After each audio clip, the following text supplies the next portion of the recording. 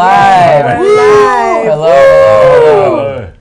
How's it going? Good. Hey Marcos. Hello, Gilad, Ruth. Hello. Great to be here again.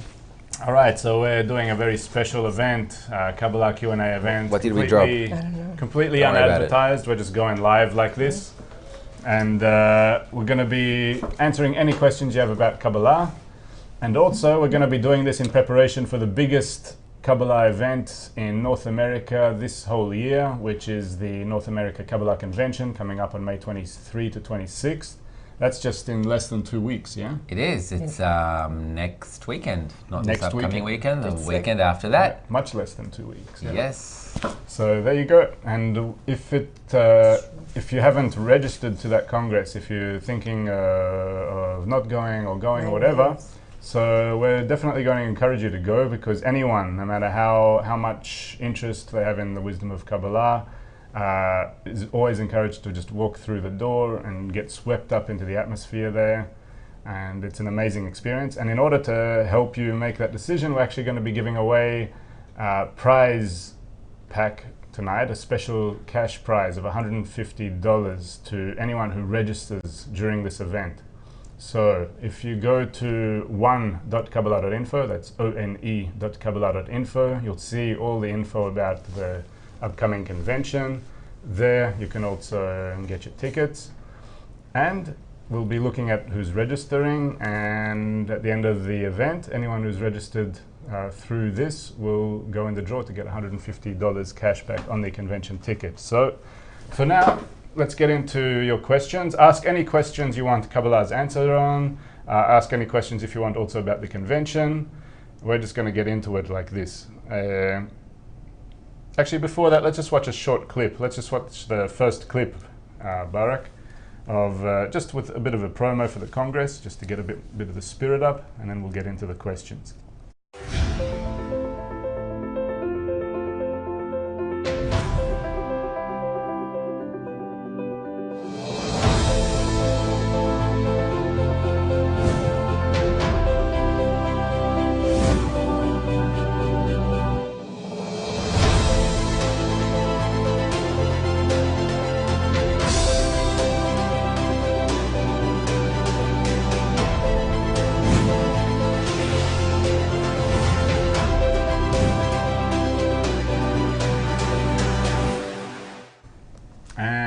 Here we're back again, and we have a couple of questions already on YouTube. We're streaming on YouTube and on Facebook and on our Congress website, one.kabbalah.info/live, so you can always go over there as well if you want to watch us there. Here's one by the YouTube user Make Videos Not War. Hi, my name is Daniel Friedman.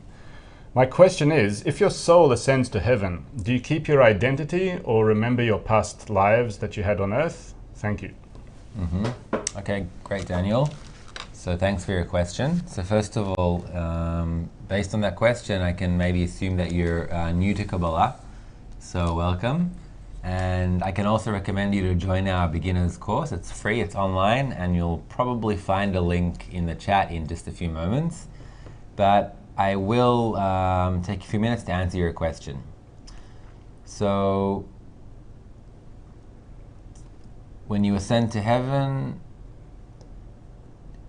do you keep your identity, or do you remember your past lives that you've had on earth?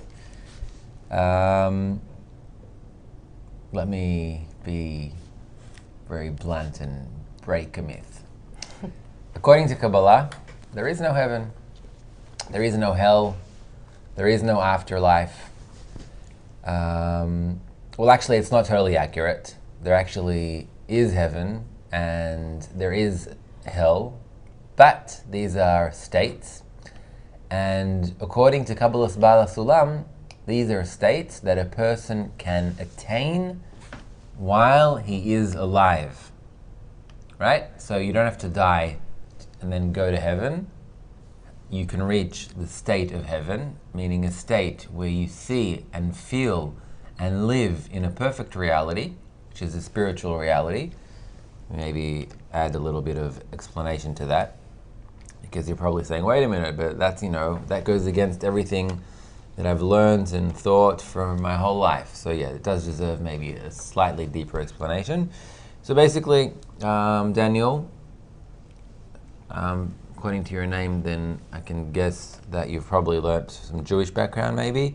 So in Judaism, you do learn about heaven and when you die, etc. But really, Judaism, as all religions, they stem from the wisdom of Kabbalah. This is what Kabbalah says. Kabbalah says that we are right now in this world. But really, what we perceive in this world is a completely limited perception of reality. We're completely blocked up. We have no idea what reality really is. I mean, even science today has found that when you connect a person to a measuring device and you want to see how much of reality they can perceive, then it's found that out of like 400 billion bytes of information every second, a person can only interpret about 2,000 of them. So it's even clear to science that there is a wide reality, and we perceive almost nothing of that reality. So the way we perceive realities is through our senses, which we all, we feel, touch, smell, taste, hear, etc. And there is an infinite reality, which Kabbalah calls the spiritual world.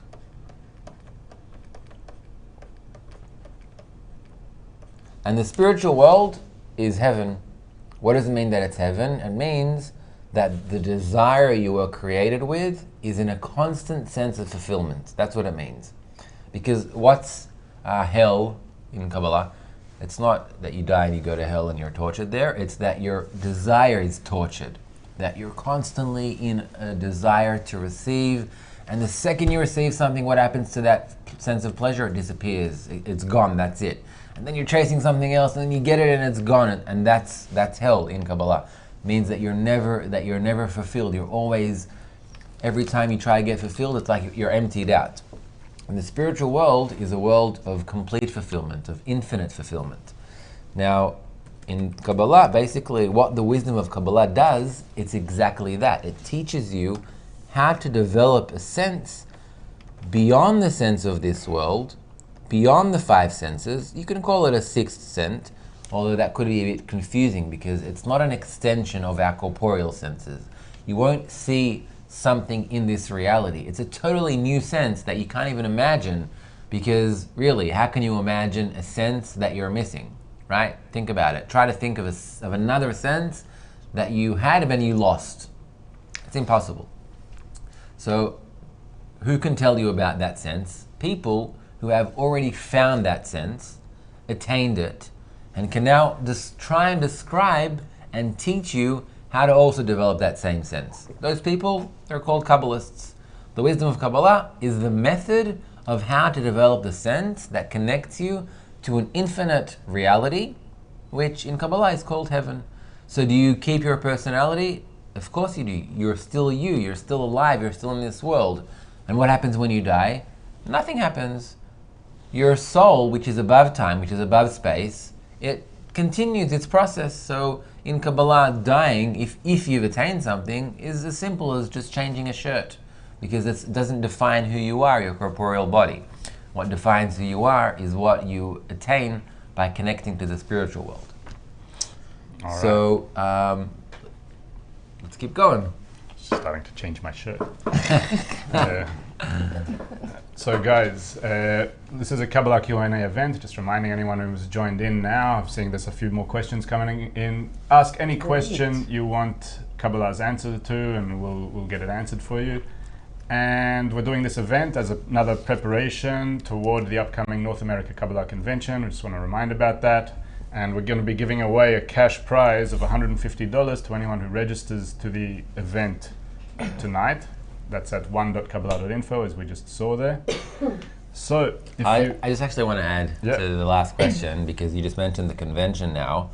So really, what's a convention? A convention is a simulation of a spiritual state. It's a lot of people that get together, and some of them are new, some are totally new students. We have students that have never been to a convention and have only tasted Kabbalah, and we have students that are veterans that have been studying for years.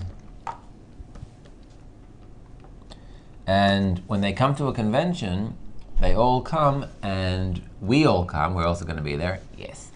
And we start simulating this spiritual state, because when we're down here, we're all come, obviously we all live in this world. That's where we exist. But at a convention, especially with the Kabbalist, Dr. Michael Lightman, who's going to be there teaching us lessons. So that's already an amazing experience to learn directly from a Kabbalist, in flesh. He's going to be there.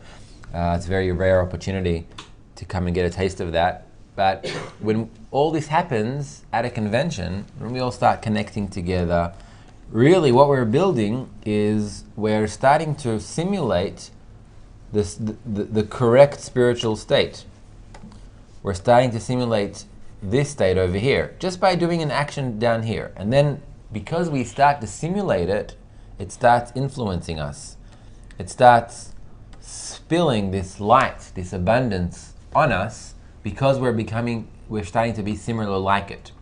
So you could say convention is already like a simulation and like a kind of training to reach that state that Kabbalah calls heaven.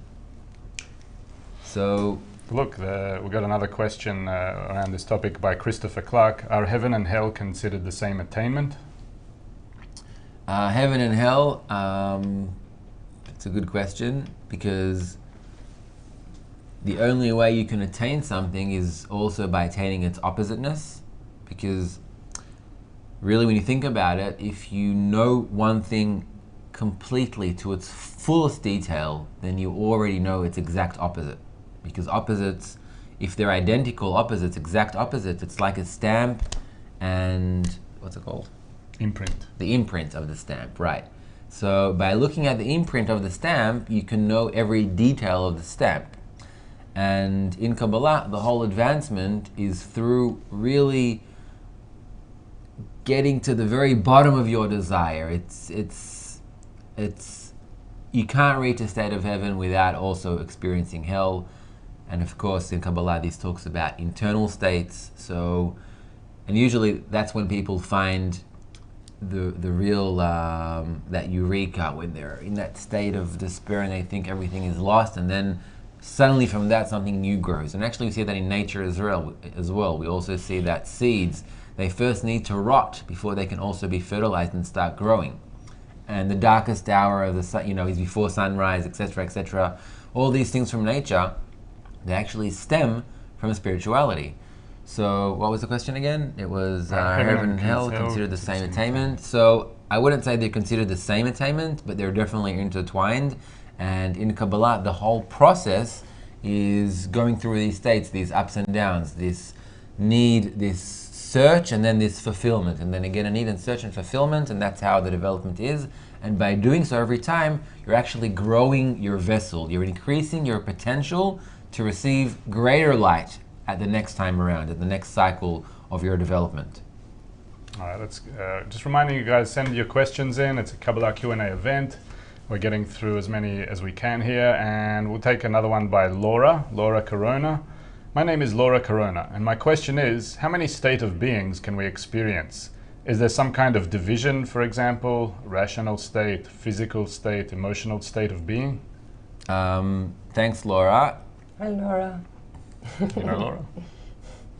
No, not now, but I just met Laura now, so I'm saying Okay, hi. yeah, hi Laura.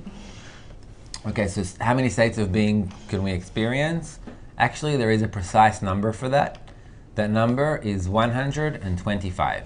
Those are the exact amounts of states that a person goes through from this world until he reaches the end of correction. The end of correction is already complete adhesion with this infinite, fulfilling, abundant force that exists in reality. And you were also asking about like emotional states of being, rational states. Well, Physical states. so think of those 125 states. They're actually not in this world. We'll keep going with this kind of illustration. So basically, you have 5 worlds here. Atzilut, Bria, Yetzirah, Asiya, Ak, of course. And every world is divided into 5 worlds, and every one of those is divided into 5 worlds. So altogether, that adds up to 5 to the power of 3, which is 125. And that's the amount of degrees that a person has to rise from this world to the complete spiritual state. And really the hardest degree and the most important one is the first one, is rising up from this world to start climbing the spiritual ladder.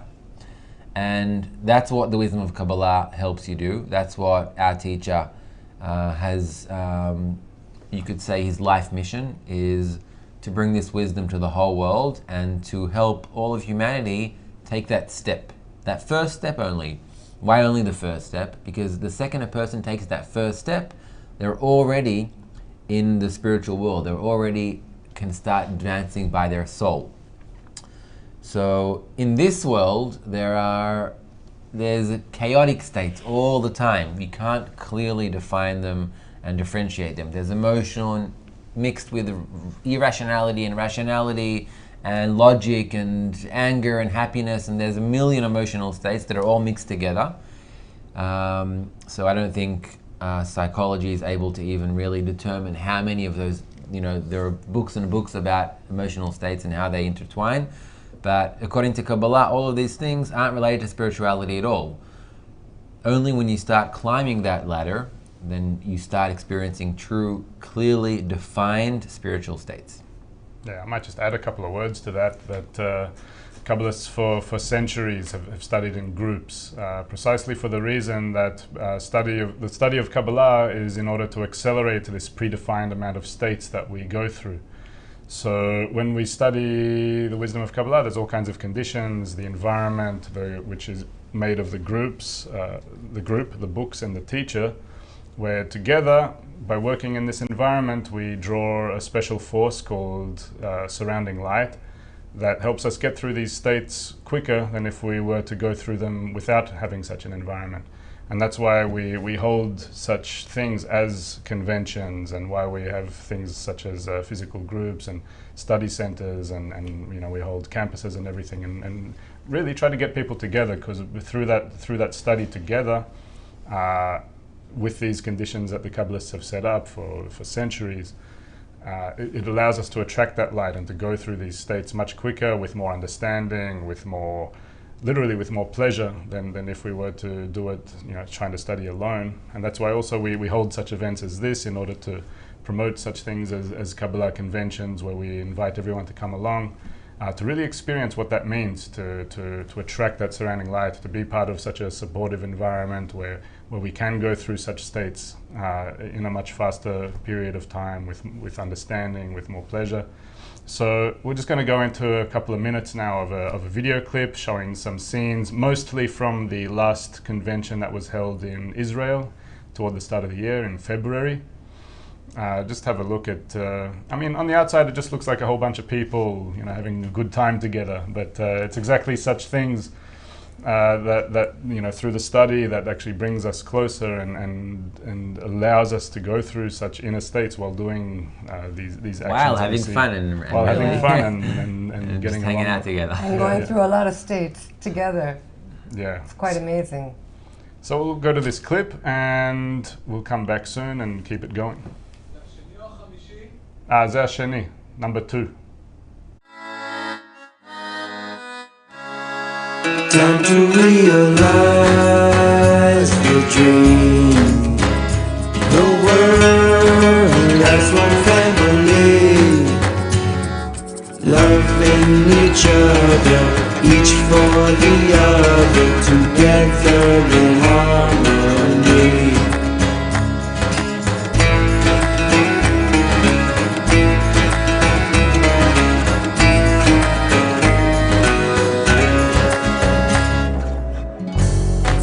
I just want to start with a great gratitude to the Creator, to all of you, my dear family. I wish there was a way where you could just feel what's happening inside. I feel totally filled with joy to be amongst these friends. There's no air here. The air is thick because what exists between us, what lies between us is the Creator. And He's here.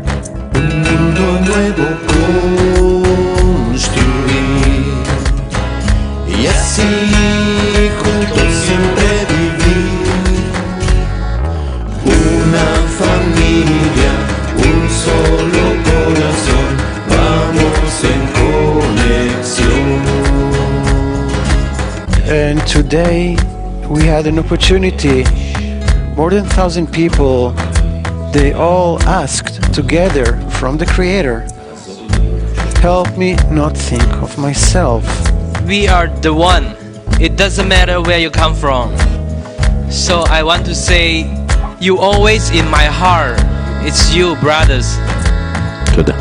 Thank you so much.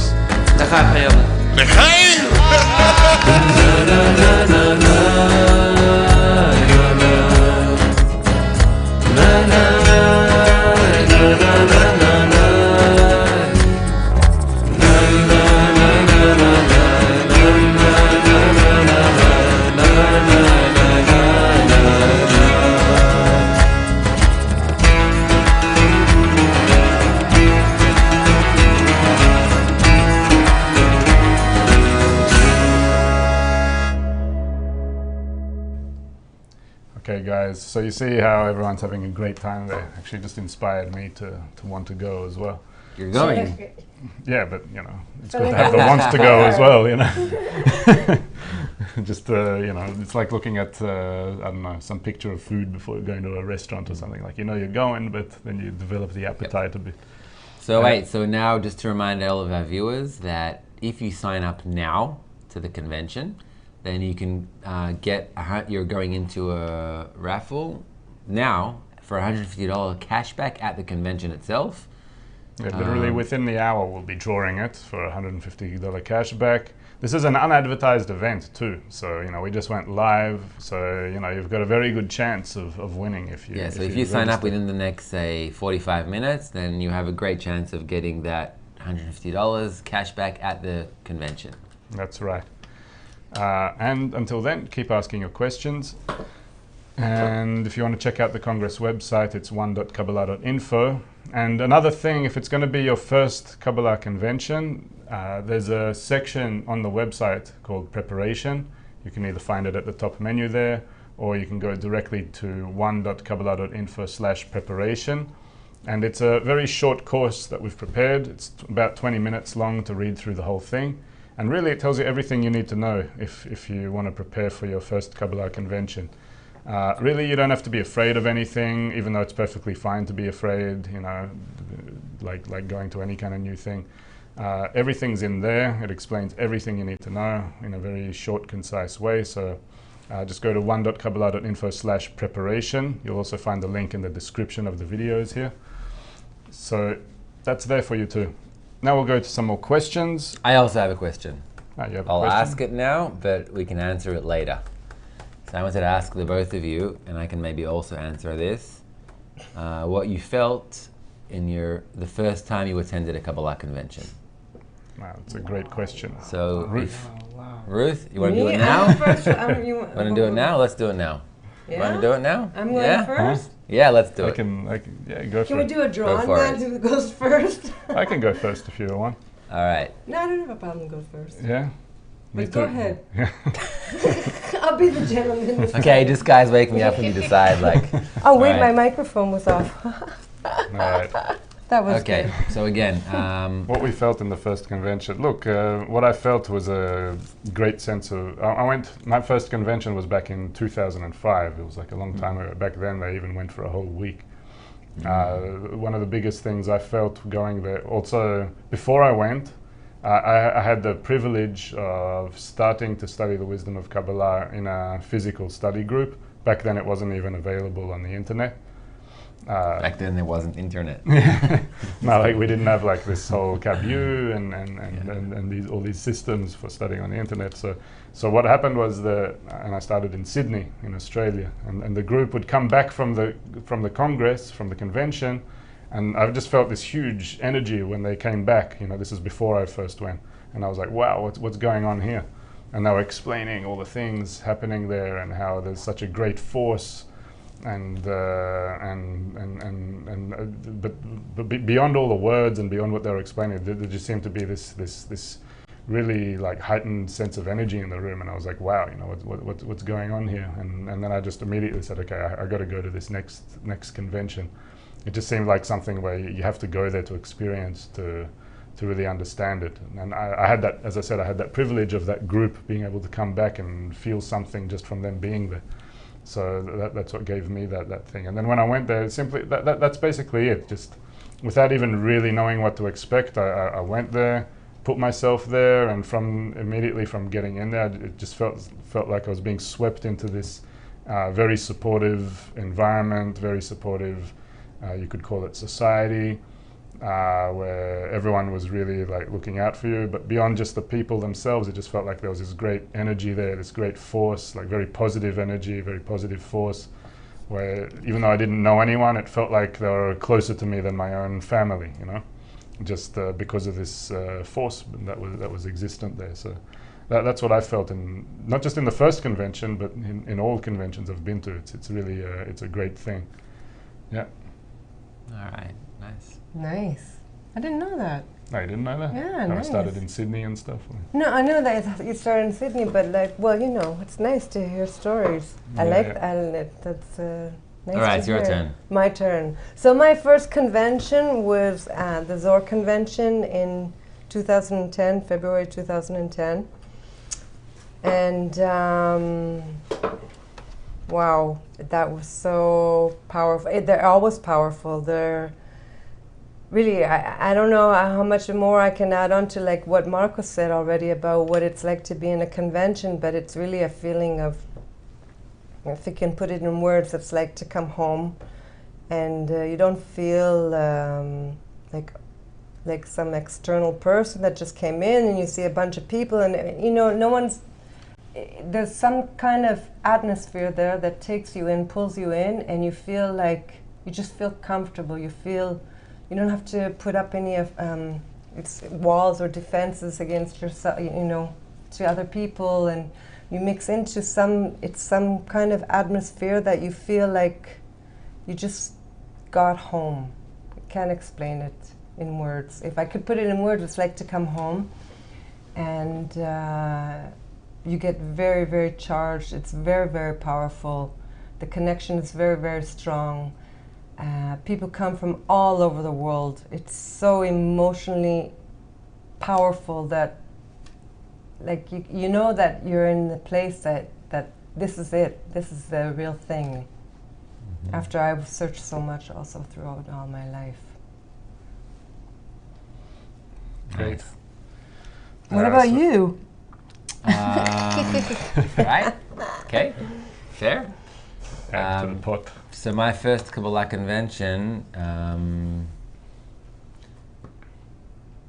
back in the day, just kidding, it was like 2008, I think, and it was after I studied, I was studying Kabbalah abroad. I was in Australia, and I was studying there, and then I was traveling around the world for a little bit, and then I came to Israel after about a year of traveling and studying, and everyone was talking about a convention, you know. There were sessions like this, maybe not on the internet, but it was the buzz, you know. Everyone who's studying Kabbalah was saying, you have to come to the convention, you gotta come.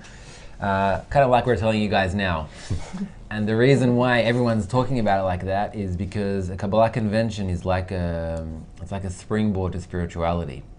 It's like a place where I remember I came, and you feel, first of all, you feel that you're just comfortable. You can just be what you are, who you are, and it's fine, you know. There's no, like, you don't have to come and, like, you know, be something or try to act something. You just be yourself. And like I think like Ruth and Marco said, that feeling of coming home, that you can just be who you are, no matter what kind of person you are. But it's not just that, it's not just coming home. It's like you're coming and you're being, like, supercharged with, like, the most powerful energy in the world.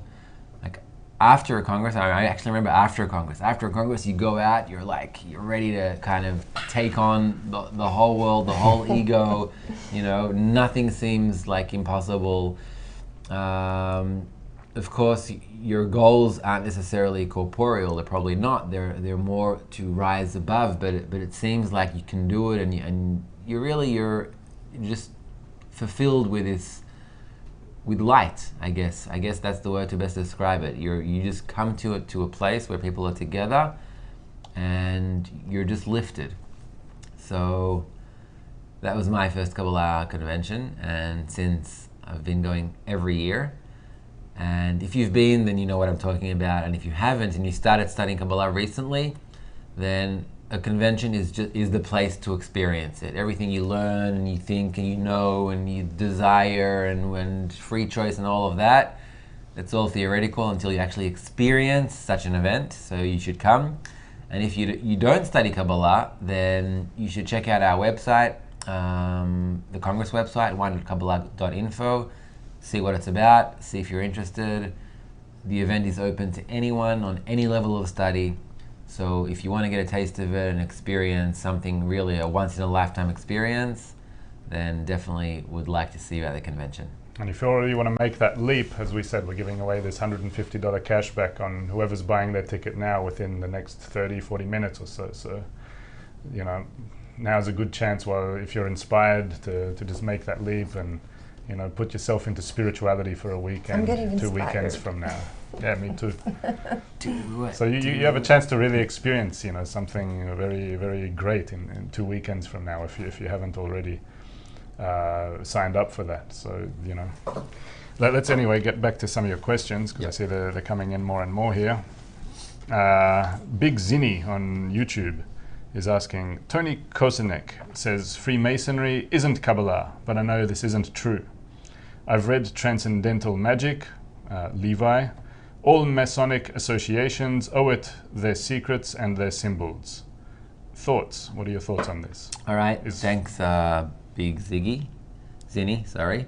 So what are my thoughts on that? To be honest... Look, I'll just add, because he added to his own question here. So he's also saying, I was rocking with my guy Kosenek, but I saw this video about what Kabbalah isn't. He lists about 100 things, many of which are derived from Kabbalah, especially Freemasonry. So, you know, he's asking about this thing, what's this connection? Right. So I'm actually not very familiar with Freemasonry. I mean, I've heard about it, but I'm not very familiar with it. Nor am I with other methods, but that's fine, because I don't teach other methods. I teach the wisdom of Kabbalah, so I can talk about that, and I can say what Kabbalah is. And I can also tell you that Kabbalah, it was actually a method that was discovered, because it's a method, you know, in sciences you reveal things, like you discover that there are forces in nature, so you find that force. Before naming gravity, there was still gravity, right? It's not like mathematics that you give names to things that don't exist. But in physics, there are laws of nature. So the wisdom of Kabbalah is simply discovering these laws of nature. So a person called Adam, almost 6,000 years ago, 5,800 something, 700 something years ago, he discovered this force of bestowal, love, creator, God, infinity, however you want to call it. It's basically a force of absolute love, of infinite fulfillment. There's the camera. Okay. And that was Adam. And then he kind of kept it to himself. He didn't really spread it around. He wrote a book. No one understood it, only him. And then a few thousand years after that, ancient Babylon, it's Abraham. And Abraham, he was the first Kabbalist who, you could say, did a live stream. By doing a live stream, I mean he opened up his tent and he invited anyone who wants to learn Kabbalah to learn this method. The method to discover these hidden forces. And he had students and he had people asking questions on his live stream. Just kidding. Like on Facebook, YouTube. Yeah, exactly. Exactly. And then Abraham, he not only had these people of followers that wanted to learn these forces of nature, but he taught these methods to different nations and countries, and from this wisdom, the different religions and methods evolved. So there are a lot of Kabbalistic elements, you know. There are a lot of also writings about different researchers. Even Newton said that he got his inspiration and his knowledge, a lot of it from Kabbalah. And it's very possible that Freemasonry also has elements from Kabbalah. But when it has elements, it doesn't mean that it is a method to attain the spiritual worlds. Because what I wanted to actually talk about the other methods is that a lot of methods that are in this world, they're psychological methods. So they can describe, how we interact with reality, etc. But they're talking about the forces of this world. Right? Like, according to Kabbalah, there is no such thing as magic, because the world is deterministic. So there are forces here, and some of these forces we know, like sciences, and some of these forces we don't yet know. Now, if you don't know a force, then you can call it magic. If you bring a caveman to this room now, and he sees a button that he clicks and it makes the light go on, for him that's magic. For us, obviously not. That's science. Why? Because we know that the light closes an electric circuit, sends current, etc., etc. So there is no magic in Kabbalah. Everything is very, very clear. Everything goes according to a set of laws. Everything. There is nothing that's outside that law. So Kabbalah teaches the laws of the entire system, of the roots. That's what Kabbalah teaches. And by attaining these laws of the roots, then you already automatically can attain all the laws of this reality. And a lot of other methods, then they talk about forces, some of which are even hidden, in this world, meaning the forces of the branches.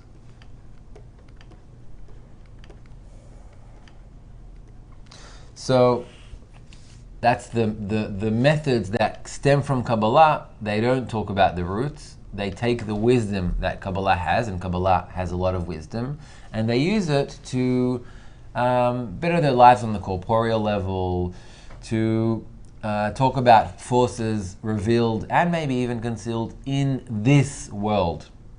So that's what I can tell you about Kabbalah and about other methods.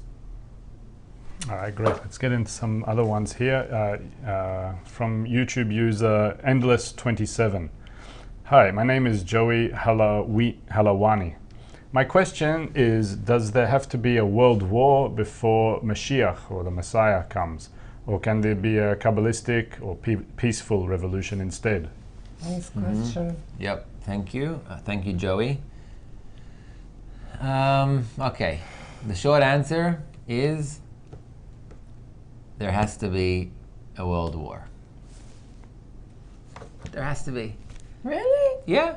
No way. Yeah, there does. But maybe even two more. Maybe even two. But Kabbalah says something. Wait, let me finish. The only question is this world war going to be experienced externally, in reality, or will it be experienced internally as a battle between two opposite forces, reception and bestowal? That's what Kabbalah teaches. So you're right, there actually is no way of getting out of having this world war. However, the world war isn't necessarily among nations. It can be, because nature is pushing towards developing spiritually. It's pushing towards greater connection. We see that it's like, if you think of humanity as like the mother, then it's like it's giving birth. You can see that humanity now, all this chaos and destruction, crisis, etc. It seems like the world isn't in such a great state. But if you think of maybe this is the contractions to a higher state, then it gives you maybe a different perspective. And really, if you look at nature, always development is through starting from levels of unity and cooperation, leading to levels of crisis and conflict. And from this crisis and conflict, that can potentially lead to a higher level of unity, to a more complex and more advanced level. That's how, that's evolutionary biology, basically. So there has to be this world war because we're built of two desires within us. We have the will to receive, which is the will to receive everything in this world to devour everything, you want to consume reality, even if it's nicely concealed by some, external covering of wanting to give. But even wanting to give is really a form of reception. Now, this egoistic approach, it's what was created, that's fine. We're all created a will to receive, and that's not good nor bad, it's just what it is. It's, some things are made of this, and we're made of a will to receive. So that's not the problem. The problem is, how do we use that will to receive? With what intention? And that we can change. And that war is exactly on that, on the intention. Are you using your desire in order to benefit yourself for the sake of benefiting yourself? Or are you using that same desire to benefit yourself because you can't avoid that, but in order of the sake of benefiting, you could say, reality? So whether or not this war will happen, it all depends on if we have this, put it this way, if we do this war internally, then we can prevent all the world wars and go through a peaceful and smooth development for all of humanity. Amen to that. Yeah, that's what it comes down to, just developing this regulator of upon the ego that's growing. Because what we see on the outside is like this ego that's just unregulated, constantly coming out into the world, and the world's becoming more and more connected all the time, and the inner attitude isn't changing. It's remaining egoistic, so it's leading more and more toward that world war. So this is just as Gilad's saying. So we have the opportunity to have that. If we create that war from within, that's that revolution you're talking about, that inner revolution of developing that regulator in contrast to that ego that's growing all the time. Internal revolution. Right. Man, sounds Jabababari. Jabababari. Jabababari? I remember Jabababari, I think, from last time. Yeah. But it's also saying, excuse my YouTube name, just Jabari. Jabari. Okay, Jabari. Sorry, I enjoyed saying Jabababari. Sometimes it feels rude disseminating Kabbalah, I guess, to people because it seems like they are so obsessed with maintaining their perception. Sometimes I don't want to say anything, but I can't. Is this normal? Firstly, it's perfectly normal. Yep. And so, I just found that that eating carrots at 1:30 a.m. is amazing. It's just amazing, I get up every night and I prepare my carrots and I cut them up and I eat them and I love it.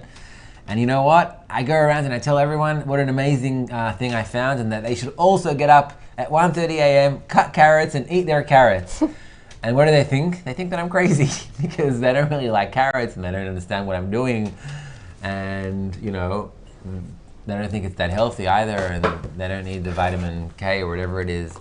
So I'm just giving that example because when you study Kabbalah, then you feel you found this amazing thing, and you have. You've literally found the answer to every single question in reality. And that is amazing. And because it's so amazing, you naturally want to go to every single person you know and every person on the street and tell them, look at this, look what I found, it's amazing, you got to see it. And I remember when I found Kabbalah, I was completely blown away. It was 2005, 5 or 6. I was just completely blown away. I was watching the movie Bleep, and then I saw a documentary with Dr. Michael Lightman and what the bleep do we know? Yeah, what the bleep do we know, right? And I was just blown away by what Kabbalah. I mean, I was blown away also by the perception of reality aspect of it that the movie Bleep brings, but I was even more blown away by what Dr. Michael Lightman brought, how he explains it, and that was just amazing. And I was so amazed that I started inviting my friends over to watch this with me, and I was like, you gotta see this, prepare yourselves. This is gonna be a life-changing experience for you. They were like, okay, yeah, sure. And they were watching it, and it wasn't a life-changing experience for them. And it took me a while to understand that it's a life-changing experience for me, but not necessarily for other people. Why? Because they're not ready. Their desire hasn't yet reached that state where it's like all lined up and it's looking for the answer for the single question, but the true question of life. What is the meaning of it? And so yes, it's normal, and you have to treat it like I said, you have to understand that every person in reality, everyone's going to reach at the end this final correction, this utter state of fulfillment. But each person according to their own pace. And Jabari. if you want to get involved with spreading the wisdom of Kabbalah to the world, which is a great thing, it's a noble thing, then it's probably better to do it not directly with your circle, but just to do it on the web, post articles, links on social media and things like that. And then whoever's interested can pick it up and take it, and whoever isn't, then isn't. Also, I'd like to just relate to a part of your question here. You said that it feels rude because it seems like people are so obsessed with maintaining their perception. Also, not to really look at that as such a negative thing. Just like a baby is developing and is going through certain stages, turning into a toddler, turning into a child. So, obviously, like if you're a parent, you might think like, how great would it be for this baby to know what I know and, I don't know, become a lawyer. But you can't like give that baby, the tools of what you'd give a person who's, age 20 or something to become that thing when he's so young. You have to relate to it at his level. So that's what it kind of means about maintaining their perception. It's just like going through stages of development. So what we actually start learning, the more we get into the wisdom of Kabbalah, is how to relate to that nature that's undergoing a gradual process of development, and how it's in each person at different levels, and learning how to like respect that, work with it, give it maybe just like seeking how to find just that little bit of a thing that it would enjoy from at its level, and the Kabbalists have a way of putting it, disclosing one portion and concealing two portions. It's just like a principle of education, giving one bit that a person's capable of absorbing and concealing the rest, not giving too much. Because you have all this stuff, like Gilad's saying, you have all this wisdom and you want to share it and you want to give it, and then you'll find that a person doesn't have that desire for it. I might be a great violinist and be completely obsessed with the violin, but if I go around talking about how great the violin is, I'll lose all my friends, if they're not into violin as well. That's pretty much the thing. Yeah. Look, we're heading into the last round here. We'll go into another break. Just reminding that the biggest spiritual event of the year is coming up next weekend, May 23 to 26th in Newark, New Jersey. The North America Kabbalah Convention. You can get your tickets at one.kabbalah.info. You can also get a lot of preparation material there at one.kabbalah.info. Just click the preparation tab in the top corner, and we're giving away $150 cash back on anyone who will be getting their tickets during this event we're holding now. So you literally have about 10 more minutes or so, 10-15 more minutes. And it takes about 7 minutes to go through the process, so you have about 3 to 5 minutes to start your process. Yeah, so we're going to help you with that, and we're going to go into a video clip. Let's go into a video clip. What video clip? Let's go into clip number... Where is this thing? There we go. Clip number 4. Why attend a convention? Just so you know, this clip is made up of a whole bunch of texts that were just compiled together. Each one of these texts was a person who has been to a Kabbalah convention before, answering the question, why should you attend a Kabbalah convention? What's the reason for attending a Kabbalah convention? What will you get from it? They all wrote their answers just as comments on one of the pages in the convention site, one.kabbalah.info. And then another one of our friends just took these answers and compiled this video out of it. Just so you know that, everything we do here in the B'nai Baruch Kabbalah Education and Research Institute, it's all very grassroots. It's all, if someone has an idea, someone is inspired to create something, they go ahead and they do it. And this is just one result of that. So clip number 4.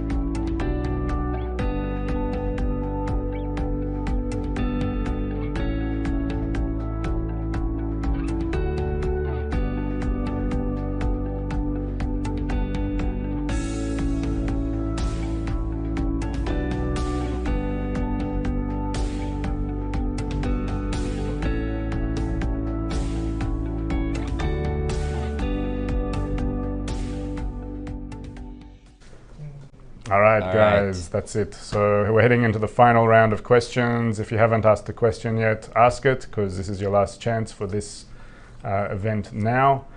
Again, we're just going to give the final reminder now before we go into the draw at the end, that if you get your convention tickets now, in the upcoming few minutes at 1.kabbalah.info, you'll go into the prize draw to win $150 cashback on your convention ticket. So do it if you want to experience something very, very special not this weekend, but next weekend. Okay, so on YouTube we have a couple more questions here. Tyrant Ty is asking, if the Creator only can bestow and has no desires, why did the Creator create? Is his desire the purpose of the creation? It's true. It's a good question, Tyrant. He does only have a desire to bestow. But think of, imagine that you want to give so much and you have everything, but you have no one to give to. So it kind of defeats the purpose. You're not able to bestow. And that was the problem that led to the thought of creation, to create a created being that will be able to receive all this pleasure. And that's also why the created being was the exact opposite of the Creator. So the Creator is a will to bestow, and what it created is an opposite creation, which is a will to receive. So it can receive all of the abundance that it had. So it's a strong desire. It's like in Kabbalah it's written, it's like more than the calf wants to feed, the cow wants to feed it. So the Creator is like exploding with milk, in the allegory, wanting to pass it on, to give it, but to whom? And that led to the thought of creation, to benefit the created beings, to fulfill them. Okay, we have another one here by a YouTube user, Make Videos Not War, which was, if I'm not mistaken, Daniel, who asked earlier. I was learning with my rabbi once, and he told me people's energy can be seen in particular colors, and that each color has a specific personality, has specific personality traits. Can you explain this in more detail? Thanks for the question. So no, I cannot explain that in more detail because I never said that. Maybe your rabbi can. Maybe he knows more about that. What I can tell you is that is not Kabbalah at all, and Kabbalah doesn't deal with that, because the wisdom of Kabbalah deals only with the spiritual world. It doesn't deal whatsoever with anything in the corporeal world. But you could say, wait a minute, but we live in this world. You're right, we do live in this world, so how do we get by in this world? In this world, you live according to the laws of this world. So, what does Kabbalah have to say about all of these things? Let's put it in the category of like magic. Like things that people say that exist that we don't see or don't know or can't put a law to it. So, actually, Kabbalah says there are such things in this world, meaning they're not magic. They're just things that we haven't yet understood the mechanisms of. However, they're not Kabbalah. They're not Kabbalah because they don't talk about spirituality. So I don't know personally anything about this color and personality traits, but even let's say that it does exist, although I don't see colors around Ruth, or always see her glowing. I'm wearing green. Right. So even let's say that there is something like that, then if it talks about your personality, then again, it's something that's completely corporeal, and it's not what the wisdom of Kabbalah deals with. The wisdom of Kabbalah deals only with lifting a person from the state of this world to the spiritual state, to the state of limited fulfillment to a state of utter fulfillment, from a state of limited perception to a state of complete perception. That's the wisdom of Kabbalah. So anything that deals on this level of the corporeal world, Kabbalah has nothing to say about it. It doesn't deal with morals, it doesn't deal with ethic code at all. It deals only with rising to a higher level of reality. All right, guys, this is it. We're going to go into a final clip now, and I'm going to let you in on a bit of a secret. We said we're giving away a cash prize tonight for whoever registers during the event. The secret is no one's registered during this event. Whoa.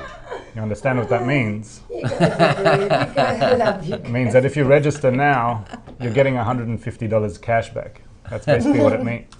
Because we didn't advertise this. We just went straight live and we said, you know, Let's whatever try it. happens, Let's just happens. go live. So that's it. You're getting inside information. And By so the way, I just want to add, if this is your first convention, then you can also get an additional $80 back because first timers get the early bird discount until the very day of the convention. So if you sign up now, you're actually looking at a very high chance of getting $150 cash back, unless suddenly a few people sign up in this very moment. That's one. Plus, if it's your first convention, that's $80 less. We're talking about $230 off that's basically half price or even less than the ticket. So it's like a 4-day convention at under $250. So you have like yeah, so you better be working on your fast typing skills. Now we're going to go into a final clip, and then we're going to do a final refresh of that registration page to see what's going on there. And then we're going to wrap it up right after that. So we'll just go into one more clip so you can see some more images. This was from a convention in Israel, I think 1 or 2 years ago. Just usually at each convention, there's some of our friends there with video cameras, getting lots of footage, afterwards compiling it into an inspiring clip. So this is just one of those songs there together with a clip. Clip number.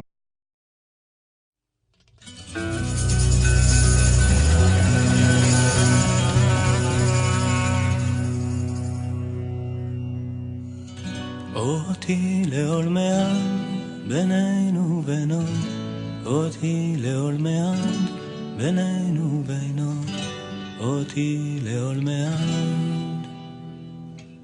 בינינו ובינו.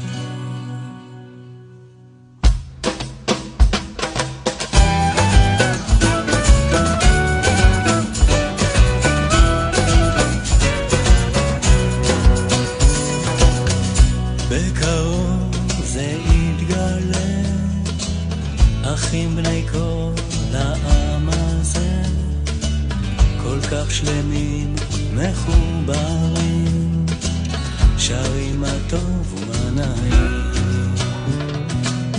אני לא תאמין, זה לא חלום, סבלנו די כדי להבין, שלברוח אין לאן, ולא מספיק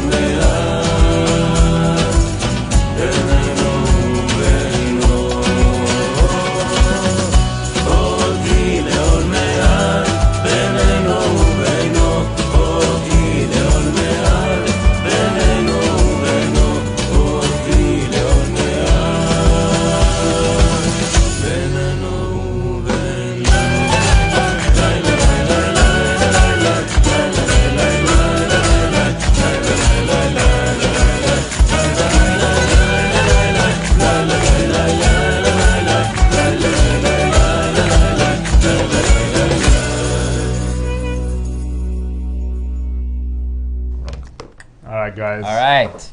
Let's do the final refresh now. Again, just to give you a few more moments, again, we're coming out of this Kabbalah Q&A event. We just went live without any advertising or anything like that. Writing anything in the chat, keep going on. See? Yeah. So, and we're also giving away $150 cash back on a convention ticket to anyone who buys it during this event. No one's bought it till now, and we're just going to do one final refresh of the page to check that. If you want to check out more about the convention, go to one.kabbalah.info. It's on May 23 to 26, which is next weekend in Newark, New Jersey. Check out the page. If you've never been to a convention before, even if you don't plan to go, let's say you don't want to go, you can't go, whatever, you're not ready, you're still very new, go and check out the convention website at one.kabbalah.info/preparation, and there's a course there, a free course you can take called Get Ready for Your First Kabbalah Convention. It gives you all you need to know about a convention. It's very short, 20-30 minutes to go through the whole thing. So that's already something you can do. And now we'll just do one more refresh of the, oh man, what happened there? I accidentally closed the whole thing. Maybe it's just to give you guys more time. Look, we have it open anyway over down here. So and even if you're watching, we have a drum roll, not live, and if you see it tomorrow or the day after, you still have 2 weeks to sign up to the convention. That's right. So you definitely should. And the winner is no one. That's it. All right. So anyway, we had a good time answering the questions. Yeah, we had a great time, and we hope that you enjoyed it too, and that you'll check out the site anyway and have a look at it. And probably some of you already have signed up, because we can see some of the names here that are familiar. Mm-hmm. So we'll definitely be seeing you guys at the convention in very soon. That's very exciting. And if you want to check out more about Kabbalah, then you can check out the links, see our introductory course, our beginners courses that are available to you, so you can get a taste, a deeper taste. Today we kind of touched lightly upon different topics, but in a course you can really get like a wider and deeper taste of what Kabbalah really is. And what else? That's it. Just one.kabbalah.info for anything related to the convention. And we're going to lead out from here with just a bit of the music playlist from the convention. There's always a live band there as well that plays both during the lessons and after lessons, adding emotion to the lesson experience, and also adding a whole thing like at nights and everything. So we're going to listen to just a couple of songs from the music playlist. It's also there on the website. You can listen to all the music under the music link there on one.kabbalah.info. And that's it. We look forward to seeing you again soon. We're going to be holding a couple more events like this toward the convention. And then we'll see you there too, to everyone who's already registered. See you later. See you. Bye guys. See ya.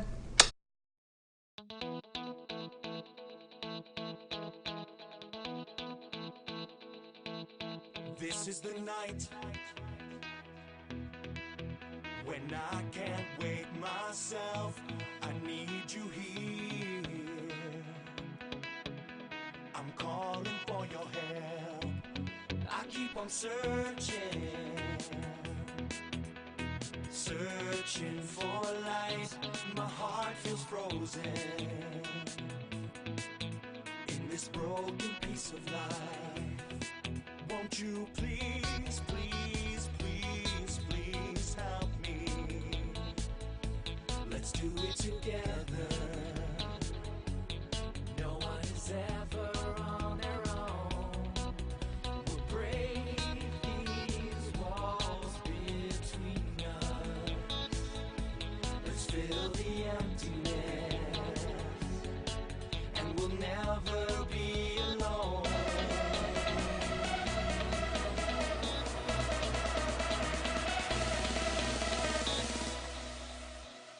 We are the people.